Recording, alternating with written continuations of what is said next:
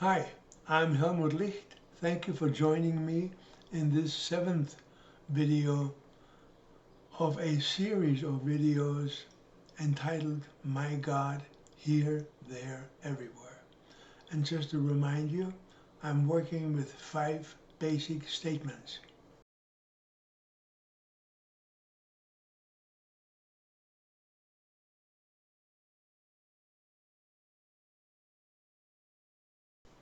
Knowing versus experiencing. My God is absolute truth and absolute knowledge which cannot be experienced because they are timeless, therefore unchanging. For anything to be experienced, there have to be change and time. Since my God cannot change, he cannot experience, though he is all experiences. Having all knowledge and being all truth and being unable to experience them is like being in a coma. Let me explain. I play professional piano and can say with confidence that I know the song You Are My Sunshine. I can at will bring the entire song into my objective consciousness. However, from the hearing and seeing point of view, knowing the song is of no value. For the song to become real and alive so it can be heard, experienced, and lived through by myself or someone else, it has to be brought out of that timeless state of truth and knowledge into the realm of change and time. It has to be played note by note, measure by measure, and phrase by phrase, which takes time. Then the idea of the song, which resides somewhere in its entirety as a timeless truth, becomes real to our ears and assumes the quality of existence and duration. We hear it, we experience it. Knowledge is timeless.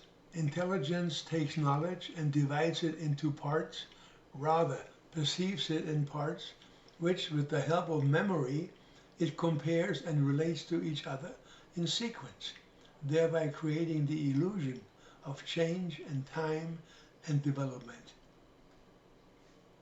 This process of dividing occurs with all our senses. The white light contains all colors. However, if everything in view were of the exact same white color, or any one color, we would not distinguish any individual objects. We would see only this one color. Fortunately, the white light, through absorption and reflection, is separated into the colors of the spectrum, and we are able to distinguish a brown chair from a yellow wall and a green tree from a blue sky. We might call the white light the primary light, and the various colors of the spectrum the secondary lights. Even the idea of this book, any book, exists now within the totality of my God. I merely bring it into time by dividing it up into intelligible pieces called letters, which form words, which form sentences, which form paragraphs, etc. My mental makeup, attitude, starting point, and momentum will determine the contents of the book. The idea of this book is the primary idea, whereas the individual letters, words, sentences, etc. are the secondary ideas.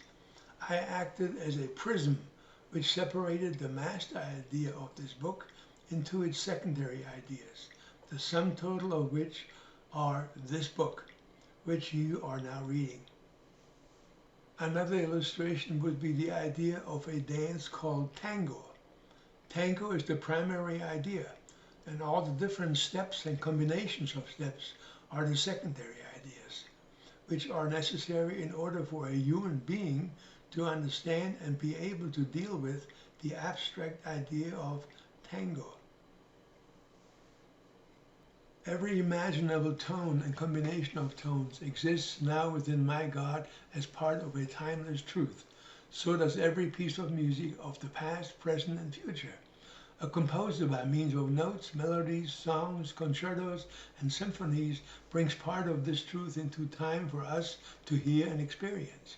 We are prisms who separate eternal truth according to our individual makeup. None of us is alike. Therefore, every one of us will separate eternal truth in our own way, be it through writing, music, art, or whatever. I experience something because I become aware of a part of the eternal truth, which because of my oneness with my God, I already know. A truth can find various degrees of expression on the change time plane of our existence, according to the means of expression at hand. The song, "You Are My Sunshine," can find expression through a person humming it, or it could be arranged for and played by a symphony orchestra.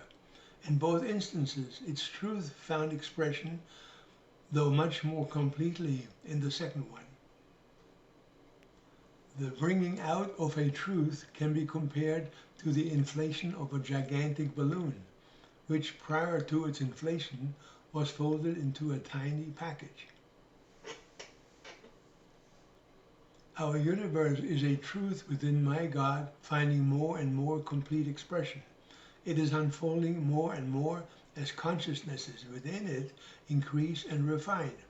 For that reason, repetition and duplication are avoided, because they are redundant and stifle refinement, variety, and development.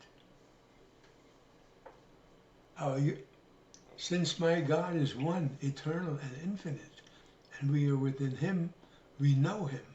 But since intelligence functions in the realm of change and time, we cannot understand Him.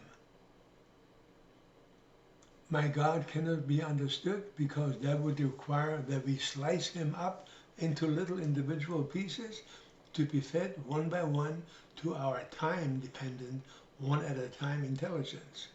But my God cannot be divided because He is only one. Since everything has always been, is now, and will always be within my God, intelligence must have always been within Him. From our time-dimensional perspective, intelligence changes. It seems to grow if one studies hard enough or applies one's mind long enough. But from my God's perspective, growth is impossible because it implies change. So here I am in first grade with the first grade intelligence, and then years later I have graduated from college with a college level intelligence. How can that me with the first grade intelligence exist eternally within my God together with the me who has a college level intelligence? How can the 1-year-old me exist eternally within my God together with the 90-year-old me? And the only answer I can think of is that all those different me's exist as eternal truths within my God, and my evolving consciousness moves through them one by one, living them, experiencing them, thereby creating the illusion of development, growth, and aging. I believe that intelligence is all around us and all through us, and that we are born into it as fish are born into water. Our education only enables us to become better attuned to certain aspects of it. Therefore, our intelligence does not grow, but we become more sensitive and receptive to universal intelligence, more educated. If we suddenly find ourselves on top of a mountain, we don't see more of the land because our vision has improved, but because we are in a more elevated position. I think of intelligence as an infinite amount of radio broadcasts in the air, and think of individual consciousnesses, people, as radio receiver sets. The more sensitive and powerful the receiver, the more educated the person, the more stations it can receive, the more intelligence the person can tap into. All receivers are not tuned to the same frequency. Likewise, not every person can tap into the same kind of intelligence. A tuner whose dial codes from 96 to 104 can only receive programs which are broadcast over these frequencies. A person who is tuned to art finds it easy to tap into that aspect of infinite intelligence, may however find it difficult to become an accountant or engineer. Educate a born artist to become an accountant, and he will be inferior to those who are born accountants, and vice versa. Education is like a dimmer switch. The more you turn it up, the more you see, or like a hearing aid. The more you turn it up, the more you hear. Knowledge is like an infinitely large dark room. Intelligence turns on a dimmer switch and fills a part of that room with light, thereby not only revealing a part of what is in the room, but also revealing other light switches, which, when activated, will reveal more of the room.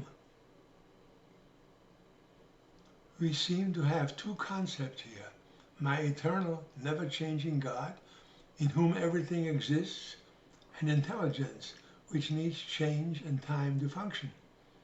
Intelligence, though time-dependent, has always existed within my God, and is therefore as eternal as He.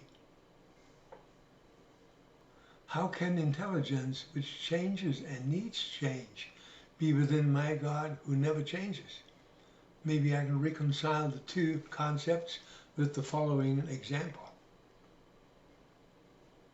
The alphabet exists as a timeless truth. Within it, within a language, all possible words can be constructed, all possible books can be written, and all possible ideas can be expressed. But for words, paragraphs, and books to come about, intelligence is necessary.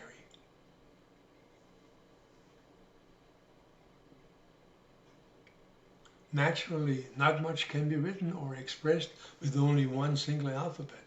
This sentence alone has up to this point already used 4 letter A's.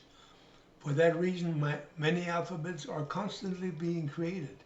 Go forth and multiply, be they biological or other. Why else would there be billions of trees, human beings, stars, drops of water, galaxies, and universes?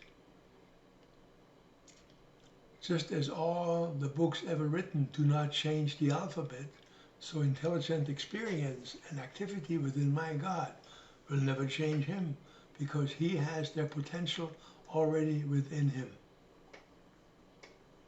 So here is my God, eternal, unchanging, infinite, only one, being all that has been, is, and ever will be. Why is there a universe? Why is there time? My God, pardon the expression, has everything. Well, since He is only one, He is also all one, alone. Before you go, I would like to show you a few pieces of my art.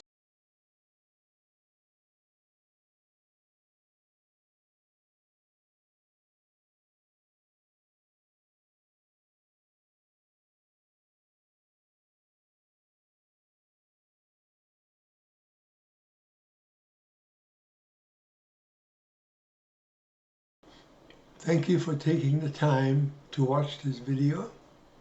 Thank you for your interest, and I will see you in my next video. Have a wonderful day.